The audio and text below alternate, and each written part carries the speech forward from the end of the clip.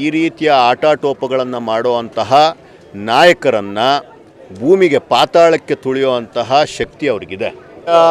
ಘಟನೆಗಳಾಗಬಾರ್ದು ಯಾವುದೇ ಪಕ್ಷದಲ್ಲಾದರೂ, ಅದು BJP ಪಕ್ಷ, JDS ಪಕ್ಷ ಅಥವಾ ಕಾಂಗ್ರೆಸ್ ಪಕ್ಷ.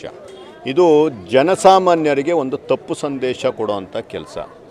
ಒಂದಷ್ಟು ಪ್ರಭಾವಿ ನಾಯಕರು ತಮಗೆ ಬೇಕಾಗಿರೋ ಹಾಗೆ, ಕೆಲವು ಸಲ ಅವ್ರದ್ದು ಸರಿ ಇರ್ಬೋದು ನಡೆ, ಕೆಲವು ಸಲ ಅವ್ರ ಸ್ವಾರ್ಥಗಳು ಇರ್ಬೋದು.